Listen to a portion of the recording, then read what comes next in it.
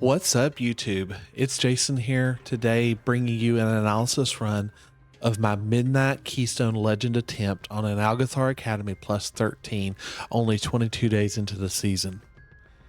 Here is my current talent loadout I did for this run, where I was running a no Apex conduit build, meaning I'm not taking any Apex talents. I am running Emperor's Elixir for Jadefire Stomps and additional damage there. I'm running Dance of Chi-Ji to empower my spinning crane kick. I'm also running Focus Thunder to empower my next two spells, which I will primarily use on my Rising Sun kicks with Morning Breeze, resetting my Rising Sun kick through my Thunder Focus Tea.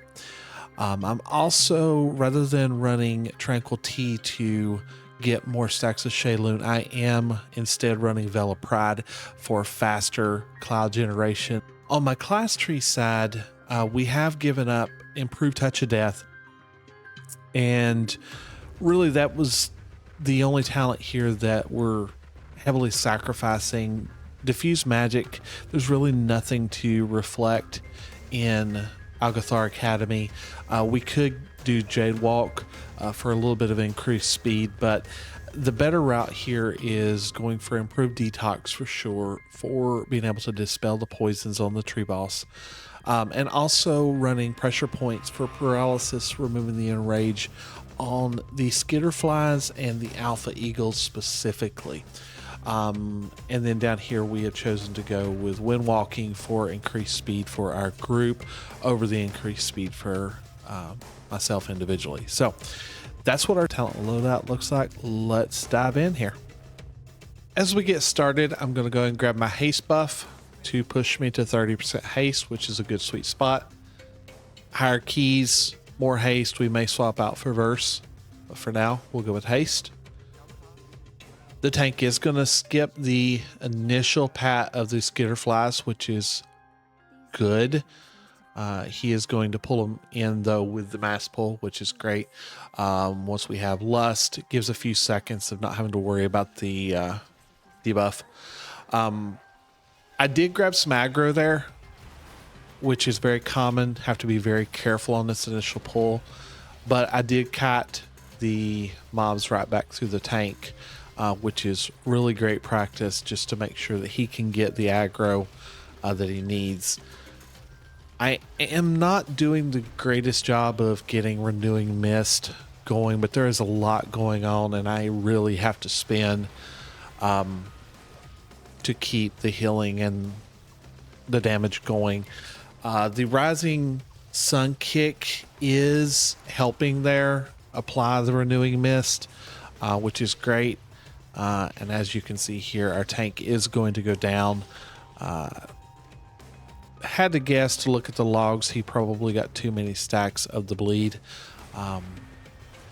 But it was good timing if he had to go down, because we only have 4 mobs left, and with the primarily ranged comp that we have with our DH being a Devourer, we can cut this out. Our tank is going to rejoin the group, and we are going to finish off this last lasher. And all in all, we lost 15 seconds on the timer due to the death, and probably another 15, 20 seconds on the cat, maybe. All in all, really good pull. Lust pull 21%. Really good start to the dungeon. As we start in here on the Overgrown Ancient, we are going to stack up on the tank, which is best practice. And the tank did not pre-communicate which direction he was going to rotate around the Ancient. Most groups do go left, and we'll see here that that is what we end up doing as well. I am going to swap out of single target rotation into my AoE rotation, which is spinning crane kick, just to do the healing and do the damage on the lashers. And then we're going to focus on the Ancient Branch. We did great on this run, interrupting and taking down the Ancient Branch, making it pretty much a non-factor. Now, Here the tank is going to ping to say stack on me again. Myself, the hunter, the warlock, we were all out of position. I was focused on unit frames and where health was at, and so I got out of position. All in all, we saved it. We weren't too badly on the placement of the lashers and such, but it was not our best attempt. This next one, we are going to be stacked up again, and we are going to rotate pretty decently. The DH does kind of go off on his own there, but all in all, they're all still within AoE range, and we are able to take down this next group of lashers really well.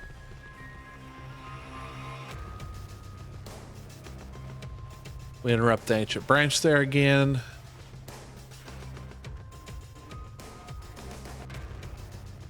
We got another round of Germinate coming. We are stacked up really good this time as well.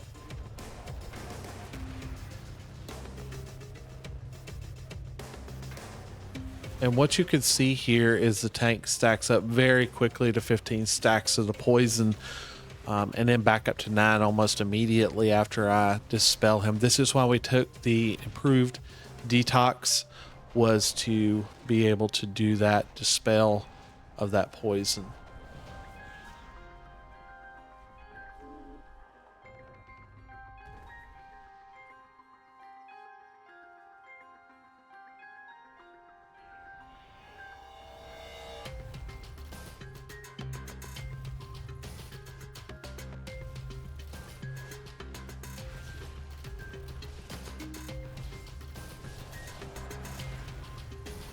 On the Guardian Sentry, I do step into the funnel, and I don't have time to get out, so I am going to pop Fort Brew just to give myself a little protection there and just back into the corner.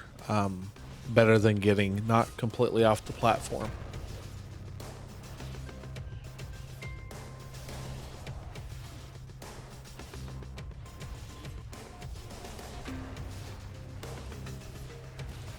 On this next one, I am going to go all the way out. I kind of went on a big journey there, and as I'm coming back in, try to avoid the tornado and end up stepping into it anyways. No big deal. Guardian Sentry goes down. We move on to the next platform.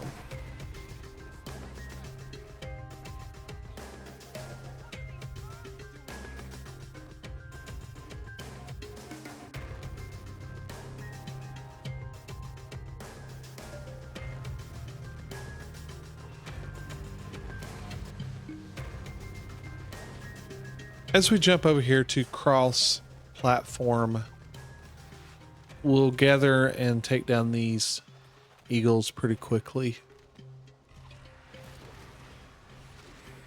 We will have 2 more packs of trash, of course, to deal with here, and both of those have alpha eagles in them.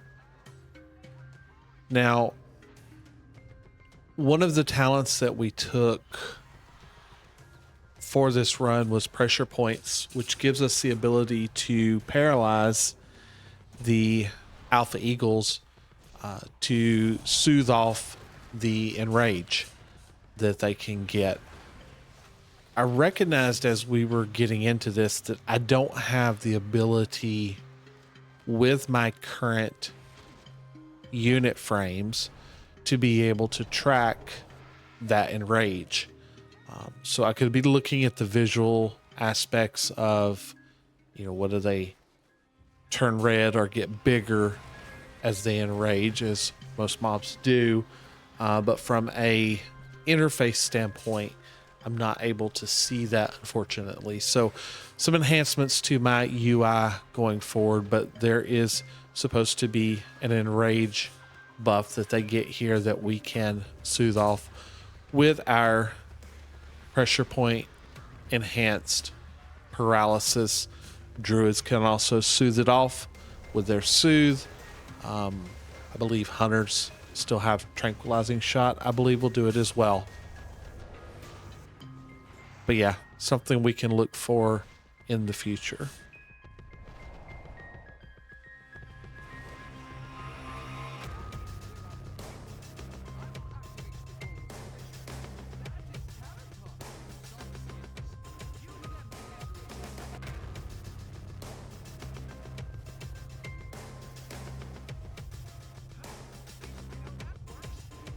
I am going to go ahead and get 3 renewing mists out here on my group to kind of set us up for the start of the fight. We will jump in here on Croth. And I do have to kind of watch my tank with this bleed, both during the fight and after the fight, because it is very common for that bleed to stay on that tank for a few seconds afterwards. So we'll see that when we get to that point that he still needs healing even after this fight is done, if that bleed is still on him.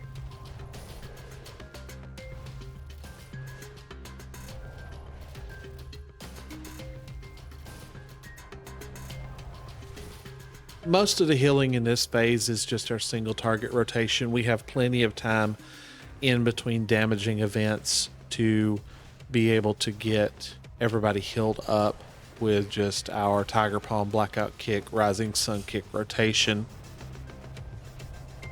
No concerns there. We're able to hold our cooldowns for later. Tank gets another bleed stack here.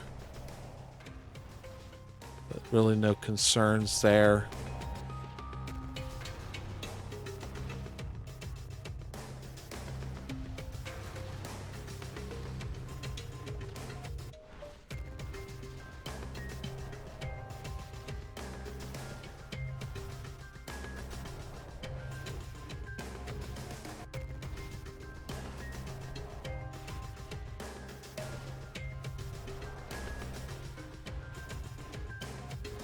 We'll use Celestial Conduit here just to help the winds, which is preferable for the first phase, is for them to get the winds going rather than the fire. They do make it a little bit tougher to continue our rotation because we're constantly getting pulled in directions we don't want to go. So the healing gets a little tougher as we go, but it's much worse once the fire phase starts here because we are dodging not only the winds pushing us into places we don't want to be and on top of each other, but we're also dodging these fire circles. The end of this fight always gets extremely busier. We didn't pop Lust on this boss, which with our timer probably would have been advantageous, but the hunter does save it for Veximus. We are getting rather low here, but the boss is going to go down.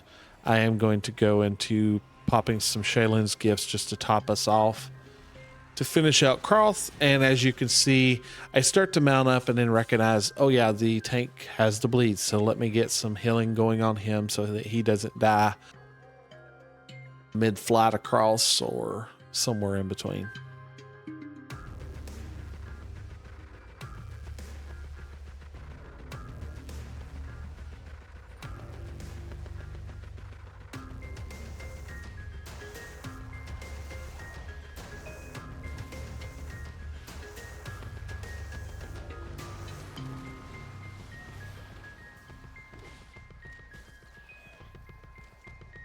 At this point, we're focused on making sure that these surge casts don't get off. We have 2 of these surges that are happening at any given point.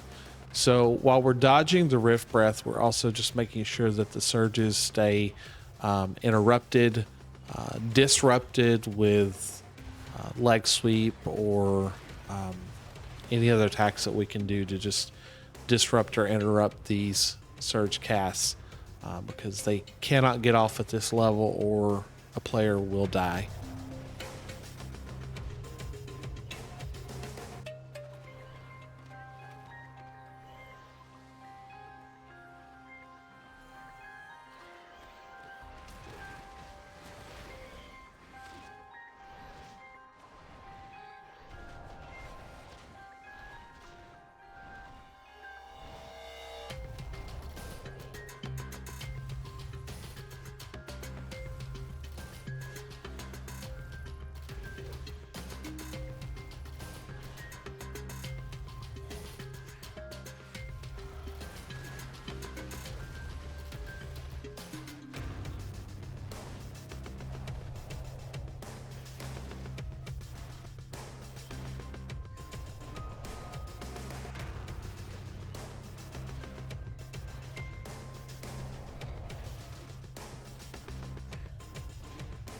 The tank is going to go ahead and move forward here, and within a couple of seconds, I'm going to recognize that he is completely out of my range gathering this next pack. Now, I have a choice here to move forward and focus on making sure that I'm keeping my tank up, because he is pulling rather large here. Unfortunately, that means that the lock who is behind us is going to die. I believe he died taking down that last Ravager, unfortunately. And for some reason during this run, I didn't keep the logs running, so not able to really go back and look and see what may have happened to him, but it seems like it was probably finishing off that Ravager. He is going to rejoin us here. Not a tremendous amount of time lost, but unfortunate.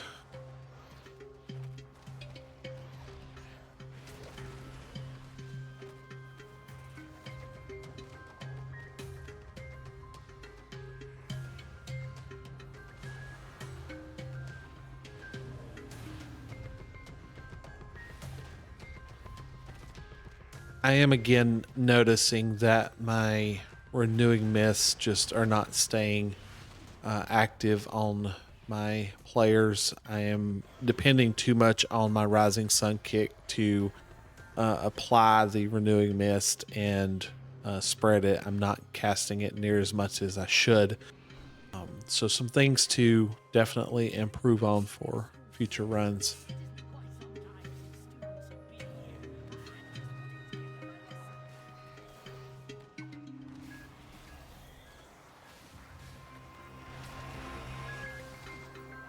Now we are going to pull these two packs together, and importantly, we have 4 of these corrupted mana fiends now, which is critical because that is 4 different mobs that are casting Surge, and we're utilizing everything we've got in the books. I've already did leg sweep. The Druid has used everything he has, but as you can see there, one of these casts is going to get off, and that hunter goes from 100 to 0 instantly with that Surge cast. So you really have to be on top of the interrupts and the disrupts if you're going to pull those 2 packs together. And with our largely ranged comp here, we don't have everything we would with a melee comp to keep these locked down. As you can see here on my meters, the hunter there took 462,000 damage from that Surge, which is his entire health bar. So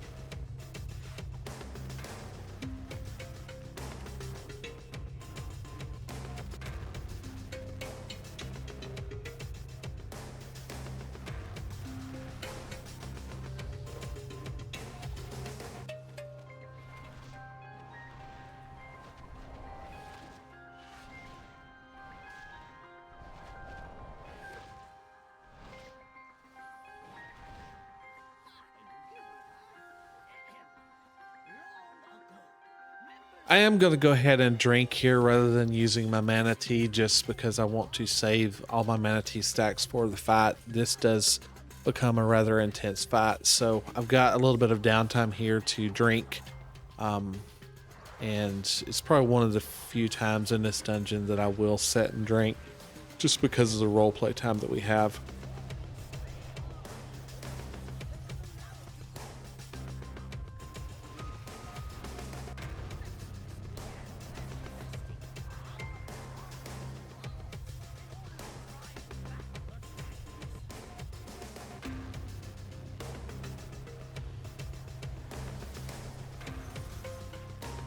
I'm going to use Celestial Conduit here, and one of the things I'm recognizing about this point of the fight is that I'm not rolling out with the debuff on me with the ability to easily heal the rest of my party as they take the damage from the expiration of that debuff.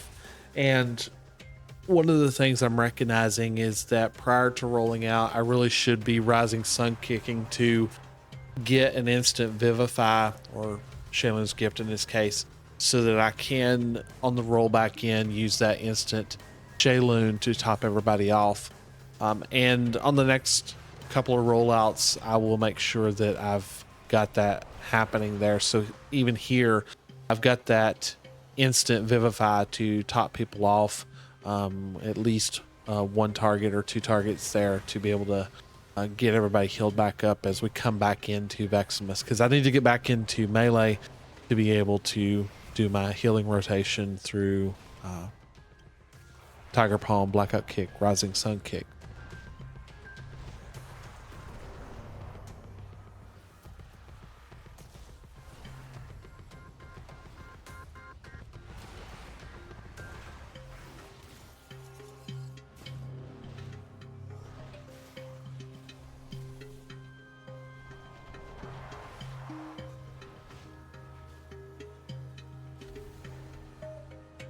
As we finish this off, that hunter, he couldn't have had more than 2% health left at that point, but barely survived it, and we move on. With still about 9 minutes left on our timer, so timer, not necessarily sus, but it is a little concerning. I'm starting to look at that in this run now and just question, do we have time to finish this? Because while we have the group here on the bridge, which, we got to focus on the surges, make sure they don't go off. Beyond that, this is not that significant a pull at this level. We still have some pretty significant mobs in front of us to tackle and some travel time. So we've got to book it, and we really can't afford many more deaths here if we want to finish this run out.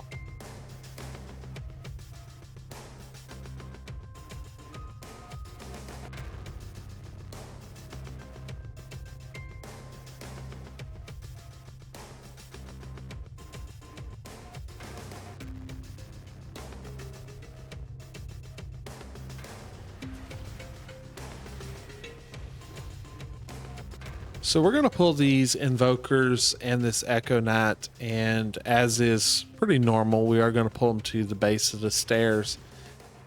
Now the Echo from the Echo Knight is going to spin on the DH and do some damage there, and unfortunately he jumps to the top of the stairs and runs line of sight from me to where I can't top him off, and the timing was just the worst, because as he comes back into range to get healing and to do DPS on his part, about that time the Echo Knight's AoE cast goes off and it insta kills him.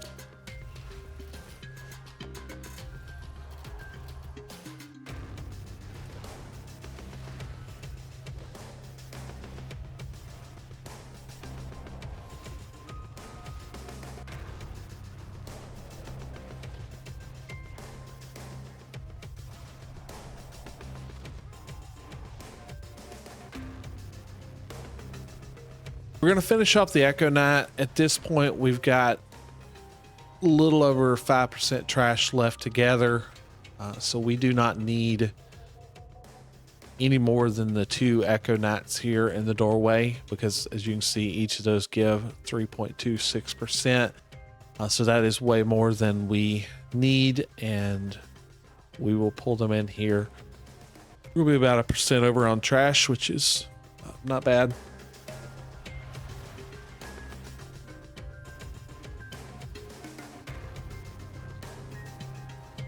The group is going to line of sight me here. Some of the warlock moved into the room there, so it got a little sketchy with the health bars. So I did pop revival kind of out of reflex just to top everybody off quickly.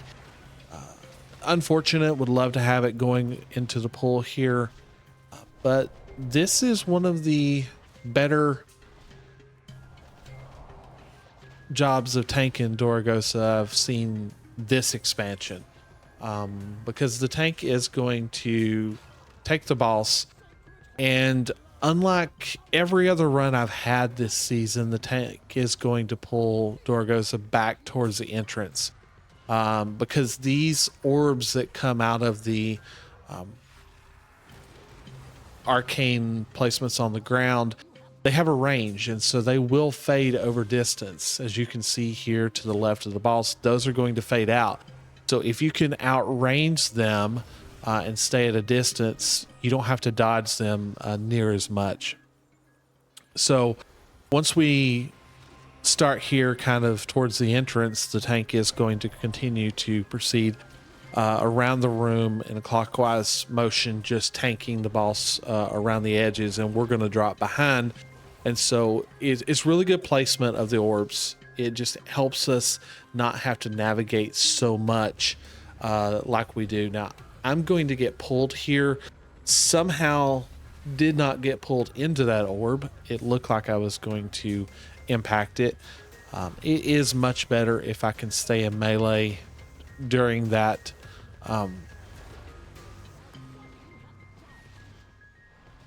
that power vacuum, so that I don't get sucked through the orbs and take damage there. We are looking at making sure we're dispelling the debuffs on our friends here in our group once we can see that they have gotten to a distance, so that we're not dropping those orbs everywhere.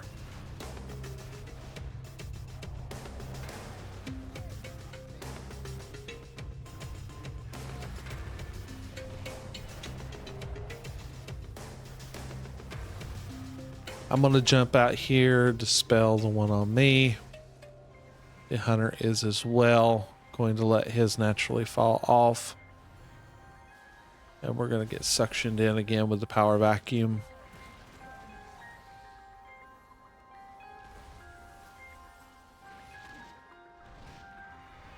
Just the tanking on this was really good.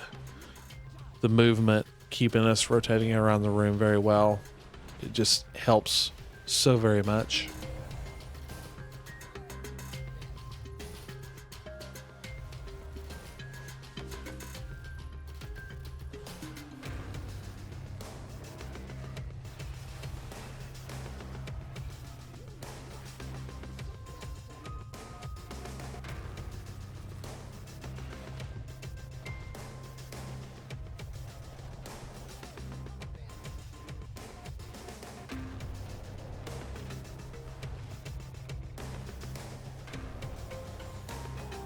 I'm going to go out there and I'm going to actually pop Dwarf to drop mine. It allows me to save my dispel for other players. And with that, we are going to take down Echo Dorogosa, and we are going to get Keystone Legend Season 1 along with this amazing mount. And this also completes our 0 to 3K PUG push, as we now set our sights on the Keystone Myth achievement at 3400 IO rating.